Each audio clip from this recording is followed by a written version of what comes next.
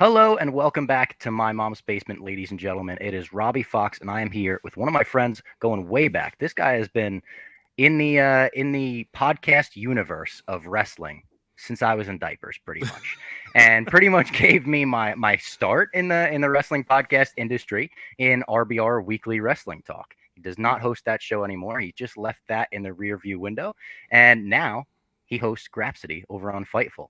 Talk to me about that, Will. How's it going, and how are you? I am great, and yeah, that's true. I left RBR a little over a month ago. It's almost been 2 months, I guess. Which is weird because I hosted that show since I was 18. So I hosted it for 16 years. I'm 34, and it was like the longest stretch of my life. I can't believe my entire adult life I was hosting that show, and all of a sudden don't. So it is weird to still talk about it in my rear view. Like my Twitter handle is still William RBR, and it's probably going to be forever because it's my gamer tag, all of that. But yeah, I host Grapsody now, which is on Fightful. It airs every Saturday at noon Eastern, 9 a.m. Pacific. I host that with Righteous Reg, who is famous for his Black Wrestling's 500. He is also a contributor to Pro Wrestling Illustrated, and then I also host with Phil Lindsay. And Phil, he's just he is such a journeyman in terms of just the things he's written and the places he's written.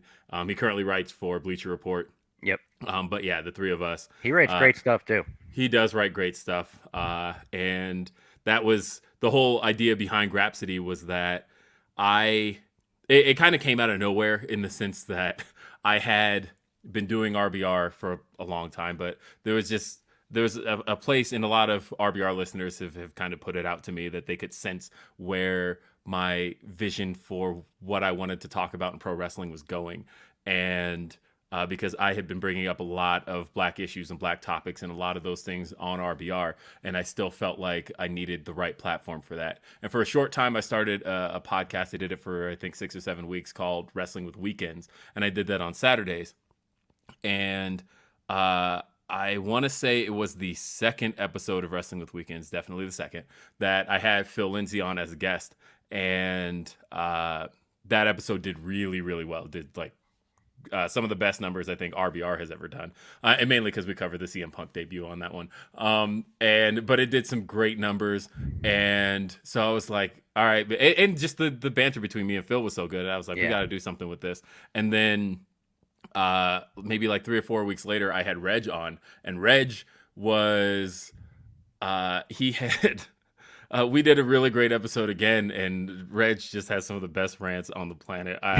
When Reg gets in his bag, it's one of my favorite things. And we did a really good episode there, and that was one of my favorites. And some of the feedback was like, wow, that was like one of my favorite podcasts I've ever heard you do. And then at the end of the episode, Reg said, when I was, you do the normal thing of, hey, I got to have you back on the show sometime. And he's like, yeah, sure. And then Reg chimes in with, yeah, maybe me, you, and Phil will do something one day.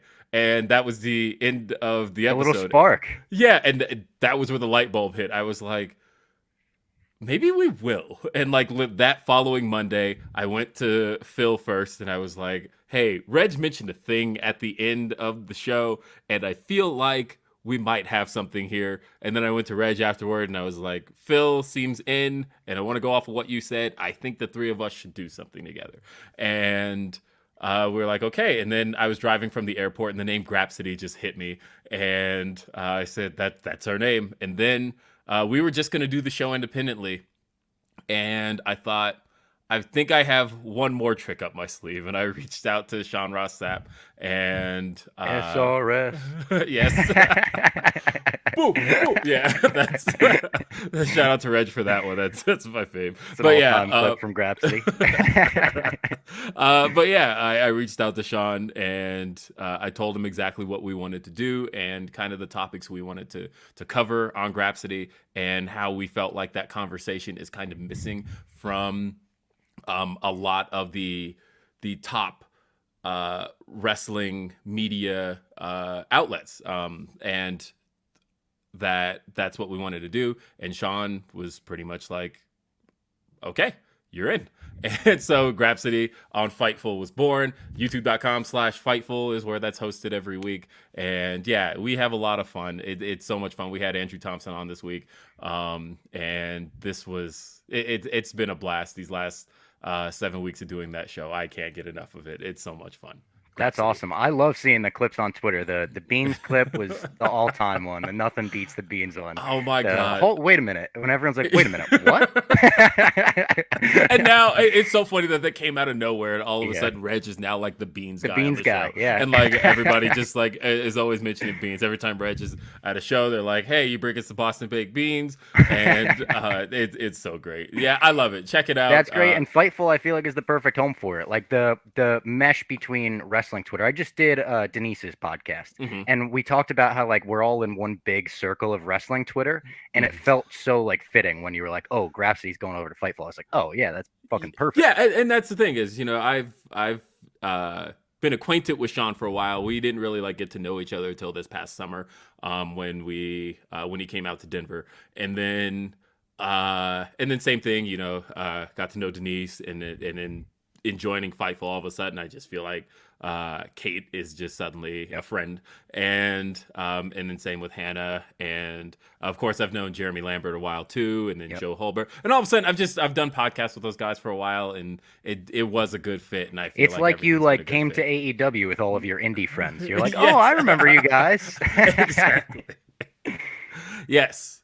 And Um, hey, that's what this show is. And Yeah. I'm excited to talk about Full Gear. Yeah, we are here to talk about Full Gear 2021. I feel like this is the rare AEW pay-per-view that you were not in attendance for. I You're was usually there. just about to say that. This is the first one I've watched from home in a while. Yeah. So like when everybody was talking about how they watched it on Bleacher Report, how the streaming experience was, I don't have any experience with that because I'm usually there. And this was the first one in a while since Revolution earlier this year, because there wasn't a whole lot of attendance there. And The streaming was good for me. I watched the first the first 1.5 matches of this show, like in the passenger seat of a car on my phone, and the streaming was pretty flawless for that. I got to shout it out. Yeah, I thought it was really good. I ended up, because I had concerns over the fact that the Bleacher Report app isn't available in as many places as it should be, because it's available on, I think, the Amazon App Store. It's available on what is it, Roku, and a couple of other places. Couldn't get it on my. I came to my mom's and I couldn't get it on her smart TV. It's like a brand new smart TV. Could not get it on that. I had to watch it on the computer. It's not available there. However, and again, I'm going to keep calling out Bleacher Report on this because you guys aren't paying me for this. However, call them out as Barstool. They're an enemy. I will say that as a software developer, I successfully ported the Bleacher Report app from Amazon to the Android TV platform, to Google TV, very easily. Literally, it's because they're basically like the same platform. They both run APKs. Like coding? Did you have to get in on the code and shit? I mean, there's one little piece of code to remove, which is the app. If you pull it from Amazon, because Amazon Fire and Android TV basically run the same platform, and you can really get the same apps to run between the two, but all Amazon apps have an Amazon verification checker that will just check to make sure you're running like an Amazon account. And literally it's like 3 lines of code, and to just select and delete, and then all of a sudden you have the app. And I installed it on Android TV, and it works very well.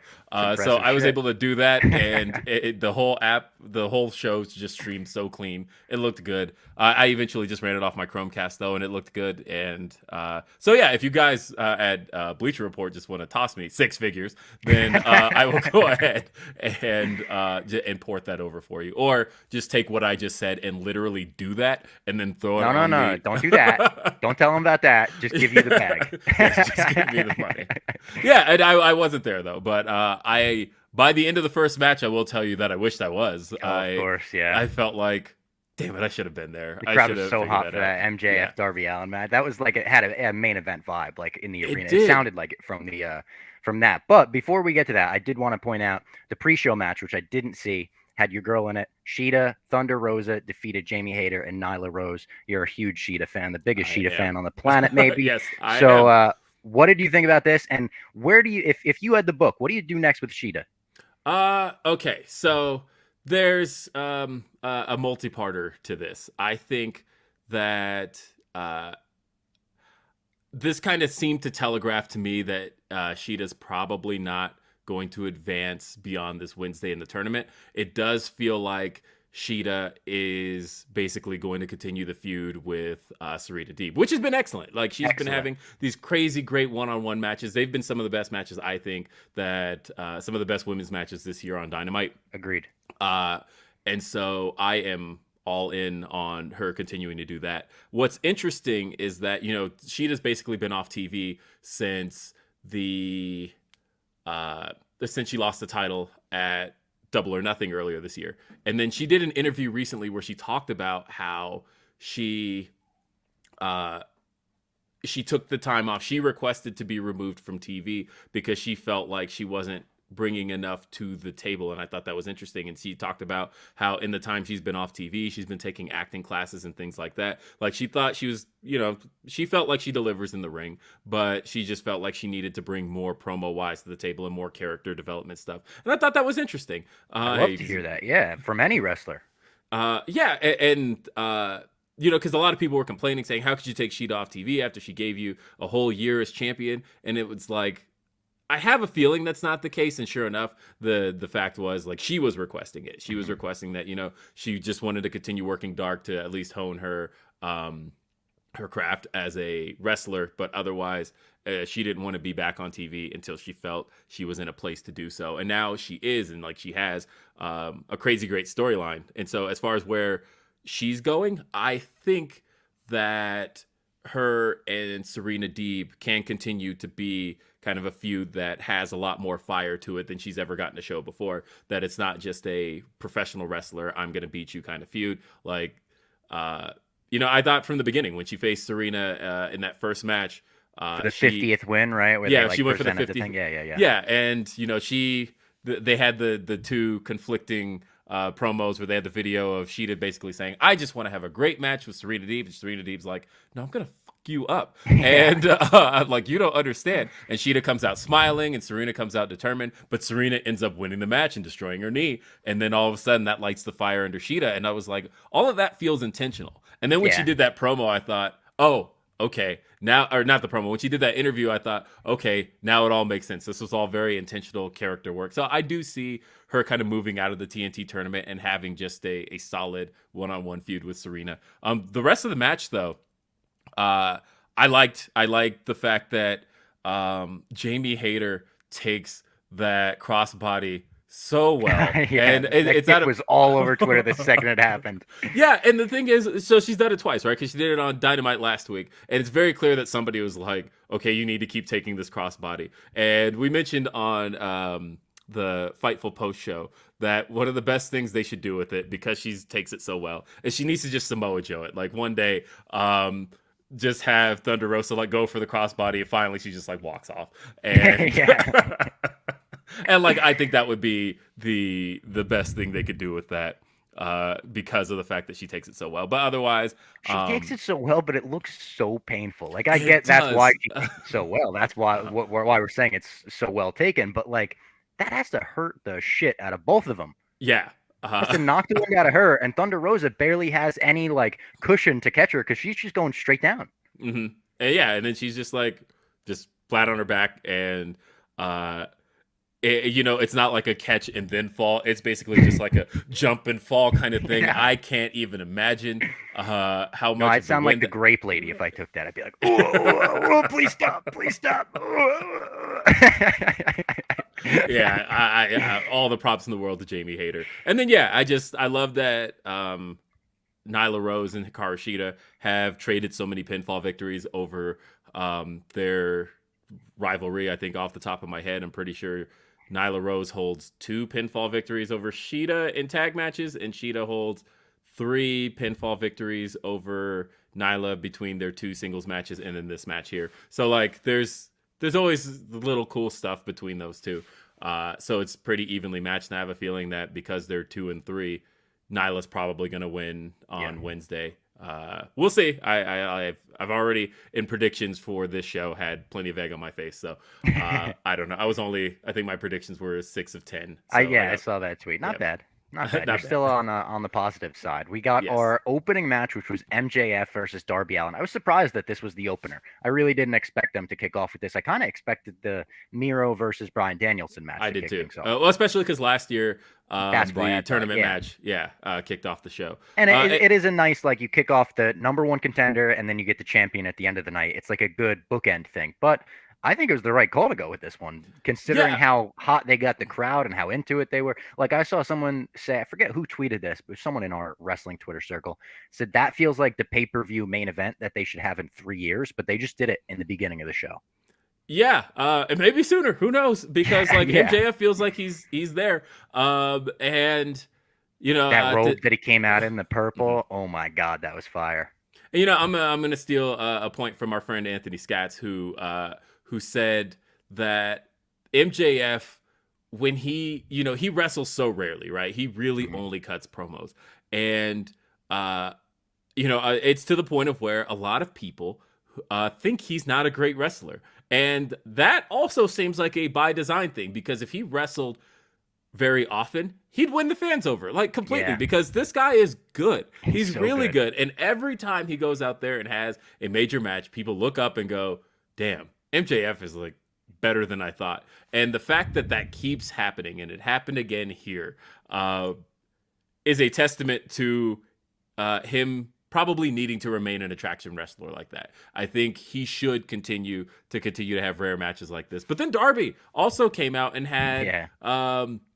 Excalibur reminded us on commentary, but Darby Allen is he has an amateur background. He was a high school freestyle wrestler. People forget that about him because that's not really like a part of his character. That's not part of who he is. And then Darby Allen just goes out there, and with MJF, who's very much a student of the game, the two of them just have this crazy kind of mat classic out there. So And good. Even and the storytelling of it, not just the wrestling, the way Mhm. MJF and Darby put stories together, put this match together, was flawless. The finish of it was amazing. Like, Yeah, and I was very like, who wins this match? Because does Darby lose twice in a row? Does MJF take this loss? What's going on? They're both kind of in need of a win. And then they did the finish, and I was like, no, I'm stupid. They're just gonna continue this. well, it was funny too, because I guess one slight little flaw in the match is way throughout, and maybe this was just intentional by MJF, maybe it wasn't, but throughout, like, maybe the first like 5 minutes, MJF kept adjusting his tights, like something was bugging him in his tights, and Yeah. I thought, I wonder what's up there, and because like something is clearly bugging him with his tights, but I can't. And he just seems to keep messing with it, and then it's like, oh, there's something in his tights, and we learned that later on in the match. But there were some really cool spots in there. I just rewatched it like an hour ago because I didn't catch this the first time. But Darby, when he goes for the coffin drop to the outside, there is this loud scream from somebody in the like somebody obviously really close by, who's just like frightened at the idea of Darby possibly not only hitting this coffin drop to the outside, but possibly missing. And like Yep. you could just hear the scream of fear, and then they replay it and you keep hearing the scream over. Like, go back and watch that, you'll I hear need to, yeah. this nightmarish scream from somebody in attendance. It's like when uh Seth turned on the Shield, you hear that guy like, no. Yeah, it's such a good build to it because of the fact that it's like right as he's on the top rope, and there's just it's fantastic. But yeah, I enjoyed the match. I enjoyed the idea beforehand. MJF approaches Justin Roberts and tells him that he's gonna beat Darby Allen, or he could beat Darby Allen with a side headlock. And that was a story throughout the match. They kept attempting the side headlock takeover. And What a brilliant idea. I wonder who came up with that. If it was MJF himself, all the flowers in the world. That was yeah, amazing. absolutely. And like very little shenanigans as far as the match was concerned. We got the other members of the Pinnacle making their way in, and then Sting ran them off. But for the most part, everything was just clean wrestling till the ending, which MJF. Very old school style as well. Yeah. That's the MJF heel thing. Great matches, 22 minutes. I also expected this one going into the pay-per-view to get like 10 minutes. I thought this one would be one where they're like, all right, they'll go, because it is the beginning of the storyline. But Yeah. like we said, they kind of went all out. Like, I'm sure that they have a little bit more locked in the tank, but This was a hell of a match.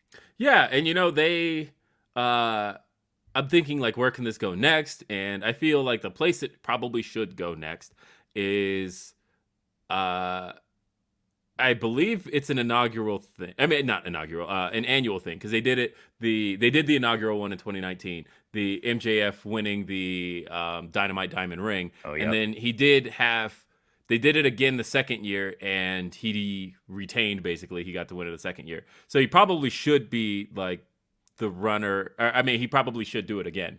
And I'm thinking runner-up should probably be Darby, and then they do Darby versus MJF for the Dynamite Diamond Ring. And if it were me, I'd have just like Darby beat him, and all of a sudden the ring is like out of play finally after 2 years. Yeah. Darby ain't wearing that shit. Yeah, just like grab it and just like toss it. Yeah. And it's like launch it into the crowd. Yeah. Launch it into the crowd. I don't care about the Dynamite Diamond Ring. That's what I would do personally. I think that'd be kind of cool. But yeah, just a great match, and yeah, with the ending with MJF tossing him the skateboard, which it was another thing where. So first off, I do want to commend them for bringing back the Full Gear stage, because All Out used the Dynamite and Rampage stage, and a lot of people, including me, were a little disappointed, like, it's the same stage we see on TV. But they brought out like the full-on Full Gear stage that we saw 2 years ago with the gears and everything, and that's a cool looking stage. I'm a mark for that too. Like I'm all for the unique stages. Yeah, I love the unique stage, but then when Darby's at the top of the ramp and he's got his skateboard, and I thought, it's been a while since Darby skateboarded to the ring. That's cool. Didn't even consider when that happened that, this is actually going to be a factor in the match later on. Didn't even think about it. I was just like, Darby's got the skateboard again. And I love that part of his entrance. But yeah, MJF wants Darby to hit him with it. Darby's like, no, you're not going to break me. Gives it to the ref, and then that's when hits him with the Dynamite Diamond Ring. 1, 2, 3. It was actually, I heard it was an ode to an all-time classic, John Cena versus Bray Wyatt at WrestleMania 30. Yeah, all-time. It was an homage. Yeah. Yes. Guys, work attire has changed. The days of wearing uncomfortable business attire are over. Especially if you work at home. If you work at a place like Barstool, I'm lucky enough where I can wear whatever I want. But what I choose to wear is Cuts clothing. Cuts clothing is the best in the business. This is a true story. I had to pack up some ornaments the other day, right? So I wanted to wrap them in t-shirts so they wouldn't break, because I had to transport them from my mom's house to my apartment, right? My mom's basement, kind of breaking kayfabe there. I don't live in my mom's basement. But the point is, I wrapped them in Cuts clothing because I said they're not going to break in Cuts clothing. That's an endorsement that I don't think they've ever gotten before. But this stuff is the softest clothing in my closet, the softest clothing I own. It is my travel attire. It's what I like to wear on an airplane, because you like to be comfortable, especially if it's a long flight. If I'm going to Las Vegas for a UFC thing or something, this is what I put on. Cuts clothing has the best stuff in the game because it's also versatile. It's not like baggy clothing. It's not like it doesn't look nice. It looks very nice. This is business casual. You could wear this on a date. You could wear it to the gym if you want, because like I said, it is so comfortable. Shipageddon 2021 is coming. In preparation, Cuts is starting their sale season early for you with 30% off site-wide starting November 9th, so you can have a worry-free shopping experience. Head over to cutsclothing.com today to get 30% off site-wide. This is a great deal. Promise you, great deal, through December 3rd, and upgrade your wardrobe with their world famous shirts, joggers, and their all new outerwear. The sale is up December 3rd as well. That's the date of a Pup Punk show. So get your Cuts clothing before then, and then show up to the Pup Punk show in your Cuts clothing. That is cutsclothing.com, 30% off site wide. Next up, we had the Lucha Brothers defeating FTR. This was an 18-minute match. This one was good. I didn't love it. I don't know what it was. I just couldn't fully connect with this match. I mean, Phoenix did a lot of sweet spots. There's that gif of him dropping in from the clouds. That's like amazing. Yeah. It looks like he's joining in. Stone Said it looks like he's selecting a new character in Marvel versus Capcom. Yeah, that's exactly what it looks like. The swap. It was good. I don't know what it was about this one that I wasn't all in on. So there were a couple of funny bits to me. The first one being when Dax Harwood goes for the Three Amigos, the Eddie Guerrero Three Amigos, and the crowd boos because he's a heel doing this, and then Penta then reverses, and then Excalibur's like, "Oh, now Penta's gonna show us how it's done," and he like totally fails at it. Like they look awful. And I just thought, all right, like for the moment it made sense, but like Dax did those like flawlessly. They looked way better. Yeah. But beyond that, I liked a lot of the match. Um, there was something off about the ending, and until Tony Khan did the post show, I had no idea. So if you listened to me talk about this before, when we were talking about the finish was a little funny and like didn't really make a whole lot of sense. Like, how could you not know that was Cash Wheeler under that mask? He looks nothing like Dax Harwood. They have entirely different bodies. He has hair coming out of the mask. You know he's not the legal man. But apparently, according to Tony Khan, he said that Dax Harwood got rocked. And that's also why he didn't run down with Cash later in the show, is my guess. Because when Cash ran down during the Cody match, it was just Cash Wheeler. There was no Dax Harwood. I didn't even think about it when it was just the one. Yeah. Yeah, that apparently Dax he mentioned that Dax got rocked. It said that, he just clunked his head. Maybe a stinger, maybe a concussion, hopefully best. But yeah, and so when he said that, I thought, okay, now the ending might make a little more sense, because I figured there should have been more shenanigans with that ending. It shouldn't have just been like a, you just pinned the wrong guy and it's over kind of thing. Yeah. But that was just it, and we just moved on. I wonder what spot he got rocked on. Yeah, I'm curious, because I tried to rewatch it and I couldn't tell what it was, but might be one of those weird things where it's like a normal bump and boom, you get a stinger. It's like people talk about that all the time. I just had Janela on the podcast and I said, what's the most painful bump you've ever taken? You've taken some of the most insane bumps ever. And he's like, none of the big ones. He's like, probably something stupid, normal bump. And that's usually how it happens, right? Like most people's like major career injuries, other than the one that just happened in NXT 2.0, but like most people's like major career injuries, like didn't happen on like major spots or anything. Look at the Shawn Michaels like back injury is like the weirdest. Like he kind of clips the coffin on the way out. Yeah, or like think about Hunter's quad injury. He was just going for like. He was just clubbing Chris Jericho from behind and tears his quad. Like that thing was ready to pop off the bone though. But then like Vince too. Like Vince tears both quads just like getting in the ring. Yeah. And so a lot of people's major injuries don't seem to happen that way. But yeah, the match itself, like I said, it was cool. It was exciting. A bit long, and I thought that was maybe an issue like throughout the show. I thought there were a couple matches that were too long. There were times throughout the show where I'm like, okay, let's move on. But yeah, otherwise, Lucha Bros retained. The only thing I like truly wasn't a fan of was the ending. I like the spot with Rey Fenix where he does the stomp onto the package pile driver, but then he jumped off and then over onto Dax Harwood. I thought that was really cool. Sweet. Yeah, that was a very cool spot. Up next, we had Bryan Danielson versus Miro. This was one of the matches I was looking forward to the most just because of how good Bryan Danielson's run has been. Obviously, he's my guy. This one, I like. My guy too, by the way. Your guy too. Your favorite wrestler of all time. Both favorite wrestler of all time, yes. Yeah. Love Bryan Danielson. This was my least favorite match he had in AEW, though. I will say that. I was surprised by it because I was really looking forward to it. I've loved all of his matches, like to a ridiculous level, especially the big ones, the Suzuki's, the Omega. Those I've rewatched 5 times each already. I just can't get enough. This one, I liked the story they were telling, and I liked it more from the commentators telling us what story they were telling than the story itself. Like oh my God, Bryan's just so worn out. Can he work this crazy schedule and continue winning matches and all of that? I loved the finish. I loved a couple spots out of it. This was another one though, where it was 20 minutes and I felt like this could have been 10. And I felt like you could have got everything in here. I don't know what it was. Another question for you. Do you like Bryan's theme? I wish they would run it with the lyrics. So do I. I think that would make it way better. He came out with it one time with the lyrics, and I don't know when that night they decided they didn't like it, because it was literally like at a Rampage Dynamite taping. Yeah. And so on the Dynamite, not at the Rampage. Yeah, he came out with the lyrics at Dynamite, and then somebody must have made the call later on, like, actually no, because like he wrestles later on Rampage that same night, and he didn't have the lyrics, and I was like, what? Why? Like, I like it with the lyrics. I will say it grew on me. That's the part of the theme that I like is like the chant, "You're gonna get your fucking head kicked in." That's awesome that they integrated that. There's just something that my brain cannot put Bryan Danielson and trap drums together. Yep. Like, what is going on there? I will say it's grown on me. It was not my favorite at All Out, and Felt a little anticlimactic at All Out. Yeah, at All Out, that's exactly how it felt. And then I don't know. The more It's I grown hear on me a it, little. the I agree, more but yeah, I'm just.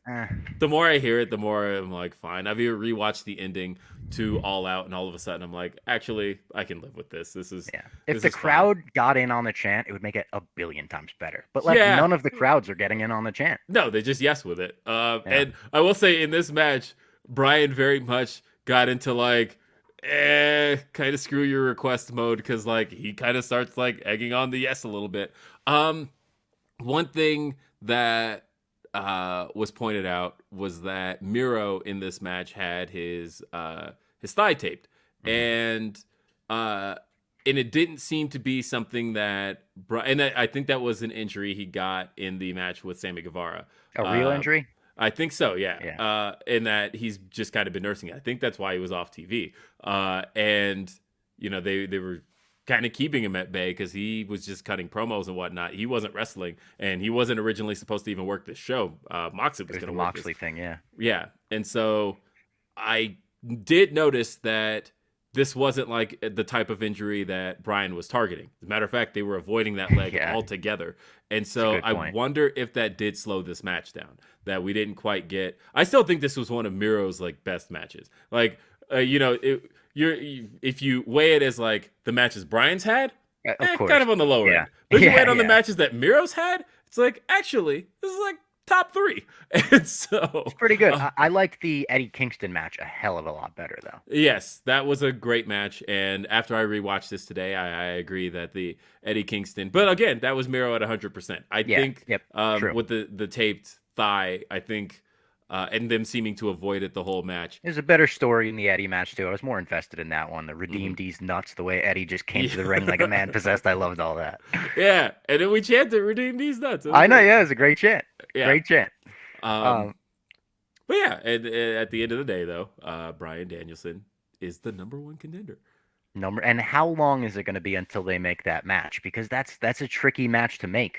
It seems like they're going like he's scheduled to face Evil Uno, who's of course tied to Hangman. Seems like they're kind of moving full speed ahead on that. But what do you do in that match? That's such a tricky match to book. You're not going to put the title on Bryan Danielson right after Hangman got it. But how do you have him lose? Do you have someone run in and Bryan's going to start a feud with them afterwards? Honestly, I think the best thing you do for Hangman, beat him. Put him over clean. Have him be the first one to beat Bryan. I think he should be. I hate that actually. Because I think that with Hangman, with Bryan and Kenny being essentially deadlocked at who's the best between those two, but Hangman could beat both. I think that to me is the best way to put over a solid baby. That's why I got Will on the show. He's got the better brain for this shit than me. But the funny thing was, it's funny that Tony Khan and I think alike a lot in a lot of ways because when people were giving a fan's brain. That's part of it. He does. Yeah. But when people were giving their predictions on this match, a lot of people had picked Miro. And I was like, nah, it's Danielson. And I said, and I think the reason it needs to be Danielson, and I said this on Grapsody, was that I thought Danielson needs to win this in order to cast doubt on the main event. Because you have Danielson who wants his return match with Kenny. And so therefore, if Bryan wins, then all of a sudden, is it Kenny and Bryan next? What's going to happen? And the funny thing was, that was exactly what Tony Khan said he was going for in the press conference after the show in the media scrum. He literally said, he was like, I wanted to cast doubt. I wanted you having it in your brain the entire time that whoever wins this match is facing Bryan. And right now, the match that everybody wants is Kenny and Bryan 2. So then Kenny's supposed to win then. And I knew it. I knew that's what they were going for. Bryan. And if you had Bryan lose, like you said, if you had Bryan face Hangman, Bryan loses, and then you kind of point out the fact that Hangman can beat them both, that sort of automatically sets up the Bryan Kenny 2. Yes, that, hey, we both lost to this guy. Now what do we do? All right, there's nobody else in our way except each other, so let's go for this. So that's a pretty good fantasy booking schedule you laid out there. Oh, this is how I dream. The next match, Christian and the Jurassic Express defeated the Super Click in a Falls Count Anywhere match. I love Falls Count Anywhere matches. I love I tweeted this in real time. One of my favorite tropes in wrestling is when you got a street fighter, falls count anywhere match, and you come out in jeans. Reminds me right away of Shawn Michaels at SummerSlam '02. Like I Yes. come right back to that. I'm like, yeah, that was fucking awesome. So I loved all of that about this. This was a very fun match. This is the kind of match that they should have on every pay-per-view. Just it's such a different step away, and it doesn't need to be a falls count anywhere match, just something fun where it's a ladder match or a gimmick match. Another one where I felt like he could have shaved some time off of it. Once he got to the ramp, then it was like, all right, we're going for a lot here. This is like the finale of episode 1 where it's like you got 4 storylines going. I only care about the one of them. But yeah, fun. Ultimately too long, maybe a little too much tried, but I didn't really have any issues with this because the spots made up for it. Yeah, I wonder, and I'm sure the news will come out eventually, as to who was behind this match. My spider sense tells me that it's Jerry Lynn, because he, like, just thinking about the classics he's already done in AEW, this one just seemed to fit True.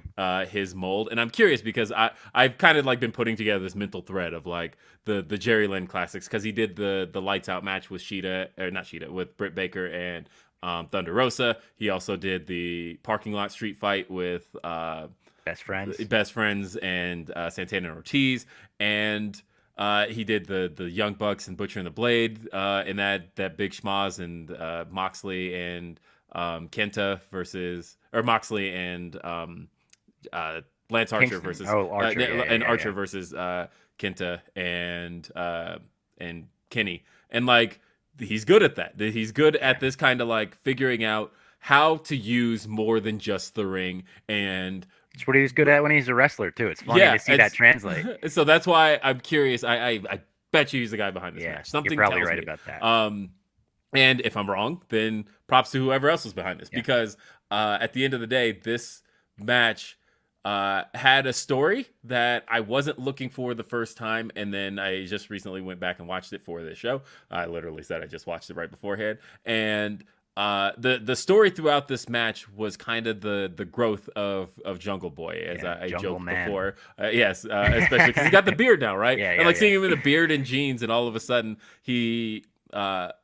But like, you know, throughout the match, there's a couple of story threads of like them attempting the concerto on Adam Cole, and Christian trying to get him to do it, and he's a little hesitant, and because he hesitates, that allows them to the Bucks to stop it from happening. And then later in the match, as Christian's about to attempt the concerto on Matt Jackson, and Jungle Boy says, "I'm ready," and then he does it, and that's the victory. 1, 2, 3. That was good.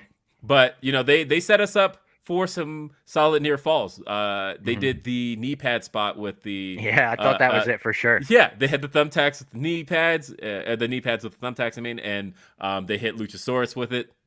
Crowd thought that was it. That was over. The Panama Sunrise was a big spot too. Panama Sunrise off the stage. Yeah. And the funny thing about that being the ending is, I think people would have pretty much been like, you know, okay, that was solid. You know, we've had a few minutes here. We're good. And after that, you mean to tell me that after that, Luchasaurus hits a shooting star off the stage after that spot? Yeah, true. And like, it was crazy. But dinosaurs recover fast. Yes, they do. Maybe not. I think we're like 65 million years from not recovery.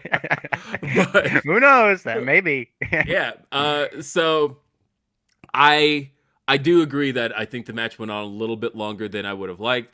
I think that they had so many smart spots in this match that there's a few that weren't really necessary. I do think that doing the thumbtacks in the mouth spot has been done already. I've seen enough of that. Yeah, and we've seen it recently. We just saw it with Britt Baker and Abaddon just like 2 weeks ago on the Halloween show, and we also saw it with the what was it, Eddie Kingston and Penta El Zero Miedo versus the Young Bucks. We saw that. What was that at what was the name of that show? Because I was there. And that's the part I'm pissed about. Road Rager in July. But anyway, we've seen that, and so I don't mean to be a pussy about this, but like that could just go wrong too easily. It's not worth it. It's never worth it because it doesn't really look cool. When you put it in, the crowd will chant "You sick fucker" or whatever. But when you hit the super kick, it's like a normal super kick, and then they spit out the thumbtacks, and like none of us even see that. So like the idea of you swallowing a thumbtack and slicing up your I know. innards, It's like I don't need to think about that. I don't need to be concerned about that. yeah, if that spot gets put away for a while, I'm good. That was probably my big flaw with this show is I saw a lot of guys repeat some stuff, and I feel like the same thing. Yeah. Everyone doing Eddie tributes was very nice, but we didn't need an Eddie tribute in every single match on the show. And they have the whiteboard backstage that says like suicide dives, fucking this match, table spot, this match. Somebody needed for that date to put like Eddie Guerrero spots, and then well, and I got it because this was it was the anniversary of Eddie's death, and then also this was the arena that the Super Show, which was supposed to be the show where they blew up the lowrider and like all the stuff was supposed to happen with Eddie, and instead Eddie died that morning, and then it ended up being where they taped that Raw and SmackDown. That was the arena, and there were guys who were present at both. And like by the time we got to Jericho doing it was like, listen, this is very nice. I know he was one of your best friends, but we've seen 7 Eddie Guerrero tributes on the show thus far, and you've been going for 20 minutes. So and the other thing though was that biting spots. There was a few people who did biting spots on this show, and that's a fairly recent thing in wrestling. That becoming like a popular thing. I don't know where that came from. Everyone's biting each other now. Yeah, and I thought we saw it one too many times on this show. Like honestly, like have conversations, guys. Like, hey, if you did a biting spot, no more biting spots on the show. Like it's really like Moxley. I feel like was the one who kind of brought it into the kind of mainstream wrestling scene. And now I'm poison the water. I feel like a few people are doing that. And yeah, Kingston do it now too. I think Kingston bites. He did it. Yeah, and I'm pretty sure Darby did, or somebody did. But like, regardless, stop. I'm cool. Like I said, I felt like I saw that too many times throughout the show. Next up, we had Cody and Pac versus Malachi Black and Andrade. Cody and Pac got the win here, 16 minutes. This was a good match. I wasn't necessarily like dying to see this going in. It was one of those where I was like, all right, that'll be okay on the show. And it was okay on the show.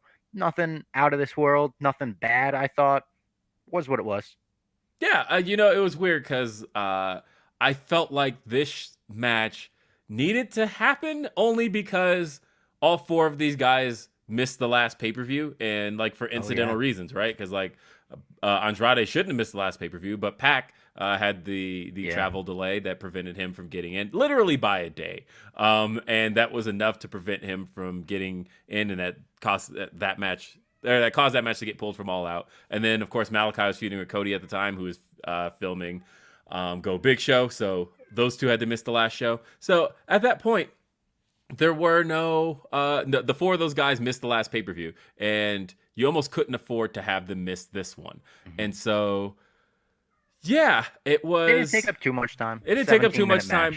I mean, the match really did center around and really, it's just WWE who's like killed this for me. But the moment that Excalibur said the words "Can they coexist?" my stomach dropped because I'm like, the tagging each other in to start. Yeah, and I thought, and I was like, you know what? I have to look at this through an AEW lens, because through the AEW lens, they haven't done this like at all. It's just the fact that it's been happening so much. Literally, it is the premise of Survivor Series coming up this weekend. And there's so many like can they coexist stories going that I groaned initially, and then I was like, no, review this as an AEW show. Talk about this as an AEW show without putting anything else up against it. I was fine with it. How do you feel about Cody? Where do you fall on Cody? Cody is in a weird position. You one of those fans that's booing when you're at live shows? Boo! Fuck Cody. Like I don't hate Cody. I don't necessarily love Cody. I will say I do love Brandy, and I do think that Brandy is way more in on her heat than people think she is. I promise you she is. She is. Oh, she absolutely is. People don't realize she comes out of the heel tunnel. She's the like when Cody comes out through the middle, she doesn't enter from the right side. She enters on the left. she knows what side she's entering And on, and she's she knows. mentioned it on Roads to the Top. I know that's half a kayfabe show, but like Cody is trying to push her in that show, one of the storylines, in the direction of like, I think the fans are going to love you. They're going to want this comeback story of you're coming back after a Mhm. pregnancy and work your way to the top and all that. And Brandy keeps saying, no, they want to hate me. Just let them hate me. Yeah, it's like she's aware. She's Yeah. very aware. But as far as Cody's concerned, um, the running gag of the Cody verse is one thing that I do agree is kind of a problem, and this was the first match in a long time where I felt like it didn't exist. In that Cody, for pretty much since last year's Full Gear when the Shaq feud started, has felt like he's on an island. It feels like everything Cody's been Yeah. doing is not a part of the AEW anything. He has felt so detached from the rest of the show. And like I said, it started with the Shaq feud, really, because the Yep. Shaq feud, actually, I liked. And I like the Shaq match. I was there for that match, Yeah. by the way, and Uh-huh. I accidentally did like a non-kayfabe thing. I didn't realize because we were backstage. I didn't see the spot where they did like Shaq's being loaded to the ambulance, and then he's weirdly not in the No. ambulance. He vanished out of the ambulance like the Yes. Undertaker. But I didn't realize that had happened. So Shaq walked past me right after that match, literally right after, and I was waiting because we were the next segment, that little Mhm. like press conference thing. Oh yeah, the And one where your mic didn't work. Mike didn't work. Brutal. Botchamania. I literally got on Botchamania. Yes. But Jericho did send me a nice DM afterwards where he was like, sorry, we buried your mic. I was like, all right. That was worth the Jericho DM. But Shaq walks right past me and he made eye contact with me. And I'm just like, oh my God, basically breaking my neck looking up at Shaq. And I just went, good shit. And he said, I know. And then he walked past me. And I was like, that was my favorite thing that's ever happened. So I tweeted that exchange. I was like, I just told Shaq good shit. He just said, I know, and kept it moving. And then everyone's like, you're breaking kayfabe from the show. He disappeared from the ambulance. So that I had to delete that. But I had to tell that story because that's one of my favorites. No, that rules. And I also saw I saw Colton Gunn earlier in the show with a chair, just walking around backstage with a steel chair. And I was like, what's that for? You about to turn on someone off camera here? And he's like, you'll see. And then later in that night, him and Austin are hitting Shaq with a fucking steel chair. Yep. But yeah, like as far as I'm concerned, like as far as Cody's concerned, I've just felt like he hasn't really been a part of anything. The QT Marshall feud really felt like that was just going on in an entirely different galaxy than the rest of AEW. And yeah, for the first time, and I think Pac helped because Pac is such a like AEW mainstay. He was literally in the world title match at Double or Nothing.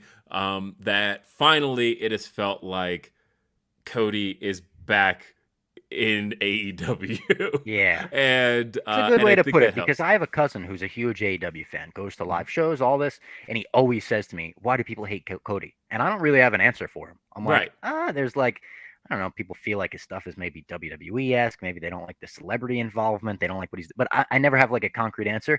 And the next time he says to me, why do people not like Cody? That's what I'm going to tell him. I'm going to be like, I think people feel like his stuff is disconnected from AEW because I like Cody's stuff. I liked people shit on him for beating Malachi on Dynamite. I liked that match and I was fine with him beating Malachi and not dropping 3 in a row to him.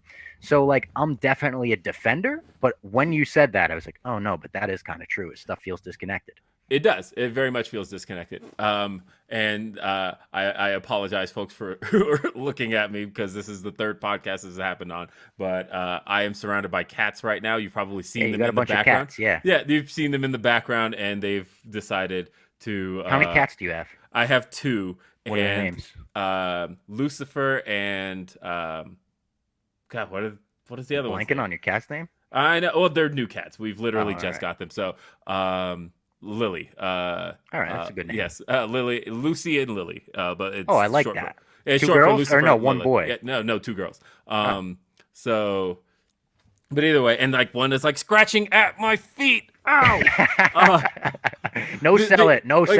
These are cats who. That's a cute cat. That's a cute cat. They're 2 cute. Do you know which one's which? Are they both black? One's got a white belly and the Okay. other doesn't, and so yeah, that one is Lily. But yeah, so my cats during the Fightful podcast, one of them knocked over the camera, just like, and I saw it coming too because I'm like, oh no, they're tugging at the cord, and I'm like, I know what's about to happen, and all of a sudden my camera just collapses, and I thought, oh, and we're live.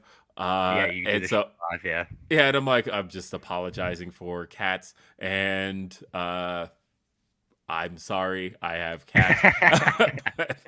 No, it's all But right. I yeah, got a dog right outside this room. So if the door wasn't open, it'd be the same thing happening over here. yeah, I got to remember, like, before I start podcasts, like, shoo them out, and then, Yeah. and like I said, people have probably seen them like walking by in the background I because saw him walking behind. Yeah, a little yeah, bit. Yeah. I have two cats, and I've only had them probably like 3-4 weeks now. It Right. hasn't been very long, so. You a cat Uh, guy growing up, or was just like the kids want cats? uh, it was more so we just recently had to rehome our dogs. We had two Mm, dogs, and our cat died last year. My wife's always been a cat person. Um, I didn't become a cat person till I married, or till we started dating. And I grew attached to her cat, and then we had a cat last year, and he just died last Christmas. And so when we had to rehome the dogs, the kids were really sad about that, of and it was course. like, okay, well, we'll let you have. We'll go back to cats. We'll go back to having cats, and we did. Do they So love the cats? yes, they do. All right, good. I like have to tell my kids like very often, like put them down. Like they want to walk every once in a while. They're babies. They're baby, just a few months old. But yes, I have cats, and I have cats that don't know my podcasting life the way my No, previous cats have. they're not as respectful of stuff. The podcasts. Yeah, yeah. There was one. I have a ring light right here that likes to just like hop through it, and so like if you see That's my kind of a lighting cool just trick. change every once in a while, but then like also there's a window right here, and the blinds are closed, but there's obviously this dangling string, and if you know cats, that's what they like, and Yeah. so life with There you go. cats. That was the cat hour on Yes. All Elite. That was a little intermission, a little cat Yes. talk. Little intermission. Now we have the AEW Women's Championship match, which Britt Baker successfully defended. Another very good match, I thought. Britt Baker very rarely disappoints. She's my favorite women's wrestler on the planet right now. I'm very into her whole character, her whole title reign right now. I'm a big fan of. So this is 15 minutes, thoroughly enjoyable for me. I like the match.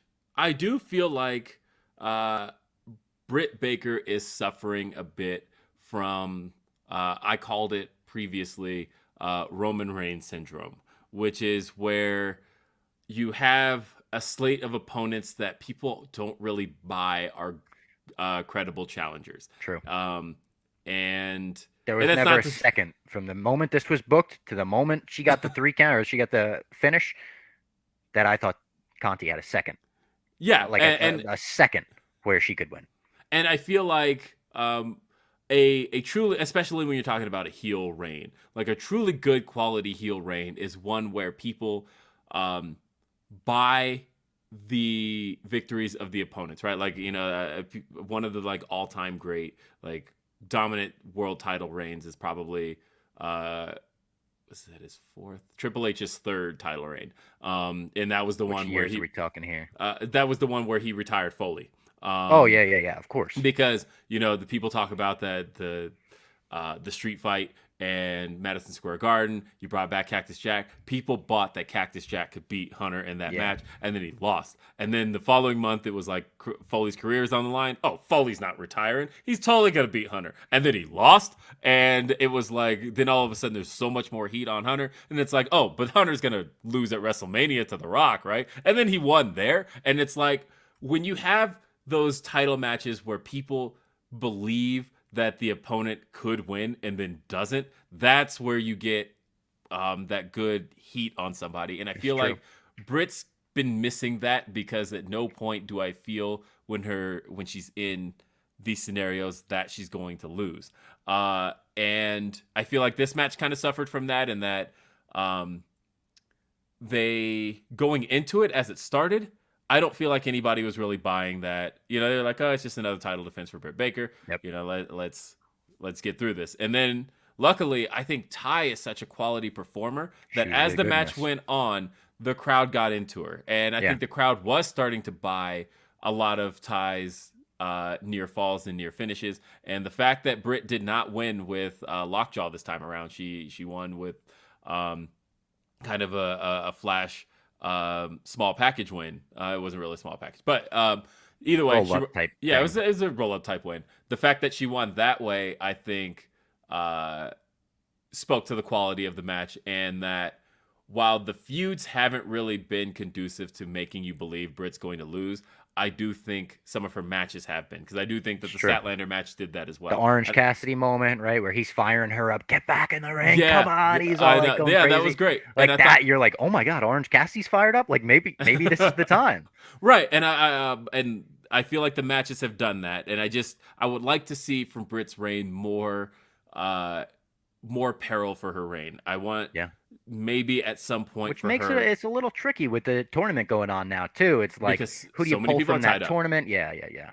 Yeah, a lot of people are tied up right now. Like, what do you even do next? Because so many people are tied up. I'd almost Yeah, who's the next challenger? Who do you think? well, if we go back to earlier, one thing we haven't gotten, have we? No, we've gotten a four-way. I don't know if we've ever seen a three-way match for the AEW Women's World Championship. Oh, it's And if time that's the then. case, maybe to prolong the feud a little bit longer, throw Britt in with Sheeta and Deeb, and then all of a sudden, Oh, that'd be good stuff. you could do a three-way and kind of tie that up there. Have a really great It makes match, sense that you and Tony are aligned because he's a smart guy. and then have Britt like escape with the title. But then Yeah. that's where then you continue Deeb and Sheeta. That's what until you eventually finally get I'm gonna to. DM fucking Tony Khan right now. Give this guy the book. Hey, he follows me on Twitter too. I could DM him as well. He DM'd me a happy birthday, by the way. I appreciate that. Shout out Tony Khan. You know what? He DM'd me a happy birthday as well this past summer, and I was watching. It was like I think my birthday was on a Friday, and I had missed Dynamite, and I was watching Dynamite, and I was a bit podcast sponsors 3G, bit stoned, and when Tony Khan DM'd me, I felt like I was dreaming. I was like, I'm watching Dynamite right now. Why the fuck did Tony Khan just DM me? Does he know I'm watching Dynamite? He didn't know I was watching Dynamite. Great guy, though. Such Yeah, a great guy. he is. All right. One of my favorite sponsors of all time is back. That's right. America's #1 meal kit. It's HelloFresh. I know the holidays are hectic. They always are. But HelloFresh helps keep things simple with recipes and ingredients that cut out grocery shopping and limit meal prep time so you can spend more of the festive season with friends and family. I talk about HelloFresh all the time because I actually get HelloFresh. This stuff comes in amazing prepackaged bags. So you have everything you need in one little bag. Throw that in the fridge or wherever you may put it. The ingredients, some you put on the counter, some you put in the fridge. And you make this stuff so easily. It comes with a little instructional. Reminds me of like a Lego booklet when you're a kid. When you read through a little Lego booklet, it's that easy, but actually easier because it's only one sheet. It's not a booklet. Just one piece of paper tells you everything you need to do. And the meals are extraordinary. They're amazing. They're the greatest thing you've ever tasted. I'm not exaggerating. HelloFresh has restaurant quality meal for a fraction of the cost. This is the best in the game, and I'm getting you an amazing deal here on My Mom's Basement. Go to HelloFresh.com/14Robbie, ROBBIE. That's how you spell it, ROBBIE, for up to 14 free meals and 3 free gifts. What are the gifts? Ooh, I don't know. You're going to have to order HelloFresh with the new promo code to find out. All right, let's get back into the show. Up next, my favorite match on the show by a long shot, CM Punk versus Eddie Kingston. This was tremendous. From the start, the energy that this had. CM Punk in the shorts, bringing back the shorts. I loved the shorts. Thought that was awesome. The spinning back fist to start it off. Punk's sell of that, acting like he was completely knocked out, giving me flashbacks to his UFC days. That was amazing. And then the match itself was balls to the wall. Like, I just was at UFC 268 at the Garden. We saw Justin Gaichi versus Michael Chandler. Everyone calling it one of the greatest fights ever, one of the greatest first rounds ever. That's what this wrestling match felt like. It was just like, I'm beating the shit out of you. You're beating the shit out of me. We're going until someone drops. And then eventually Eddie Kingston was the one to drop. CM Punk beat him with the go to sleep. Tremendous. Absolutely awesome. My favorite CM Punk match since his return. And another match that just shows you what an asset Eddie Kingston is to this company. I know, right? And this felt like a fight. It felt like a fight. There were some potatoes in there, and they look good. There's just so much good to say. 11 minutes too. How crazy is that? This felt like a war, and it was the shortest match on the show. I know it was shorter, but one of the things CM Punk talked about in the media scrum was he mentioned how he knows how to read the room, and he very much does. Because he was asked about the crowd reactions, and he's like, he's like, I may have been gone 7 years, but I'm not new to this. Like, I'm not stupid. I can see where crowds are going with things. I can see how people see the parallels between CM Punk, voice of the voiceless 10 years ago, Eddie Kingston, voice of the voiceless now. And if that's the case, then I guess I'm John Cena. And he played that up with the shoulder tackles. He did the shuffle. Yeah, he did the It's amazing. Yeah, I popped so hard for that, and my girlfriend's next to me like, you don't understand what he's doing right now. Yeah, and like I said, he read the room well. He knew exactly how people were perceiving this, and he ran with it. And he got the victory over Eddie Kingston, but it wasn't in a way that I think either guy necessarily looked bad. And like Eddie Kingston, Eddie could have won this match. He could have. And I've talked about this before, but one of the things that I loved about this feud is, have you ever had somebody who wronged you, but then went on and became a changed person, and everybody sees them as a good person now, but you still have that just little feeling in your gut of, yeah, I understand, but you still need some receipts, because you don't get to change. And that was one of my favorite lines Eddie Kingston said, that you don't get to change until I say you do. I don't care if you're a changed man. We're not past this yet. And because that's real shit. If you ever had somebody wronged you at work or anything like that. So much of this promo felt real. Like, all of the promos back and forth between them were so good because they felt so real. You were like, there were moments where I was like, I bet Eddie Kingston still has a chip on his shoulder about that fucking ROH incident. Like, I bet this is kind of real. Yeah, and like I said, it felt good, it felt real, and then by the end, it was a short match. But sometimes the cool thing about wrestling matches is that they're full of content, and sometimes if all the content you have is 11 minutes worth of stuff, then you know what? Give me 11 minutes worth and just go. Yeah. Don't stall me out. Don't sit there to wrestle. None of that in this match. You don't have to do that. Just go until you're done. And they did this, and I loved it. You are correct. This was excellent. I loved it. The blood that CM Punk had, did he blade, or was that a blood packet? I think he bladed. I think that was color. It looked so weirdly smeared that I was like, did he just rub a blood packet on himself? Did he blade? I didn't know what he did. The weird thing is, though, you almost forget how much of CM Punk's WWE run took place in PG era, because they went PG 2008, and CM Punk debuted in WWE 2006, and so like the second I saw blood on his face, I was immediately thinking, this is actually like refreshing for CM Punk, and like something we haven't seen out of CM Punk like on a mainstream level. Yeah, true. Like, really, ever? And if he did really blade, I wonder when like the last time he had bladed was. Yeah, it must have been his first time blading in a fucking decade. Right, and so that's what I loved about that, was I just thought that was the first time I've seen CM Punk bleed. The shots of him after the show looked great. Some people got amazing shots in backstage with the kind of dried up blood, where I'm like, okay, put that on a poster immediately, because that's like an iconic looking shot. And I love the shorts. He brought back like the shorts kind of from the indie days. They weren't knee length like the basketball shorts he used to wear, but they were Chicago inspired, and I was kind of like, that might be the new look for CM Punk. Like, I like CM trunks and everything, but if you're trying to reinvent yourself, the shorts look better than the long boys, and I like the long boys. Yeah, everybody's been trying to figure out, is it the long boys, is it the shorts, is it the trunks? But maybe it's all three. He goes back and forth constantly, and you never know. Well, now we're at a fourth. This was the fourth look he's had. Oh yeah, no, you're right. Yeah. So I kind of like this one, and it was different, and it was good. I loved it. An announcement. I believe this announcement was here. It was either here after the next match, but Jay Lethal is All Elite. Tony Schiavone comes out on the stage. He announces Jay Lethal. He's in the company, and he challenges Sammy for the title. Sammy, that's going to happen on Wednesday. Couple things on this. Jay Lethal has a ton of allegations against him that I was completely oblivious to until they announced him in AEW. That was the first that I had heard of that, and it stunned me. So I was like, whoa, and stunned on the level of, I'm surprised these exist, and I'm surprised that they would hire him knowing these exist, because of kind of how AEW has operated thus far with a couple other talents that they've had that have gotten the boot after allegations came. Another thing, why do they keep doing this where they announce Sammy's challenger? Why can't it just be a John Cena style open challenge? Would get a cooler pop, I think, if the Bobby Fish one, the Jay Lethal one. Why not just have Sammy go out there and be like, give me someone? And then we get someone from another world. We're like, oh my God, I didn't even know they were coming in.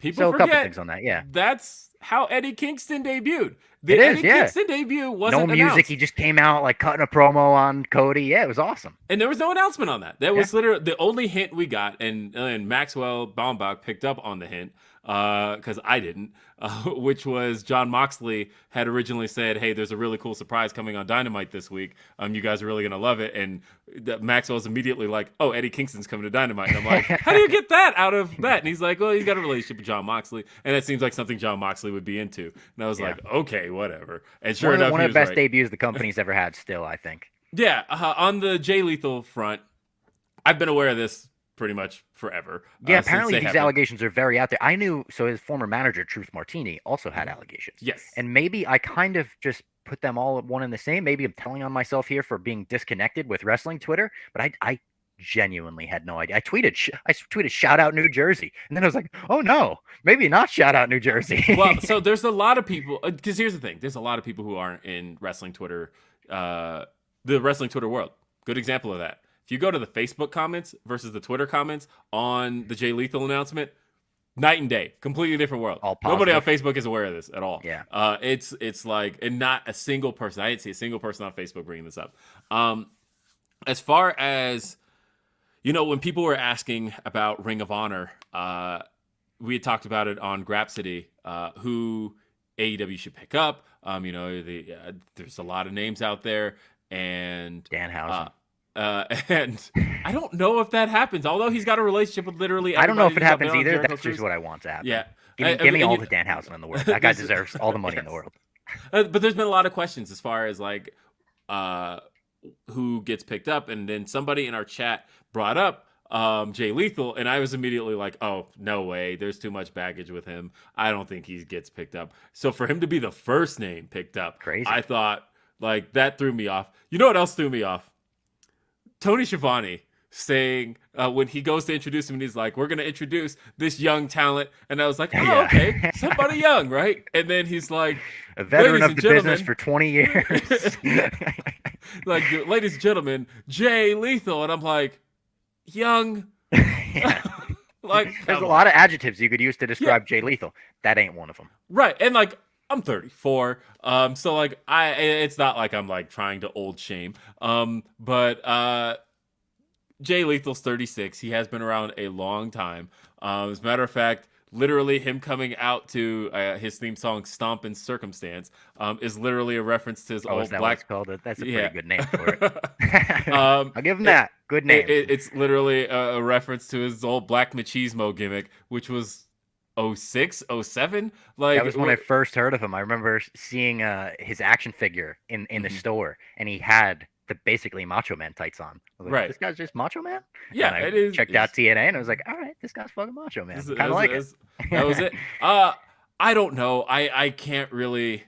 It's tough. The allegations are obviously not like substantiated, or they are just that as of yet. So it's hard to say, this guy never deserves a job ever again. But it's also hard to hire him knowing they're out there.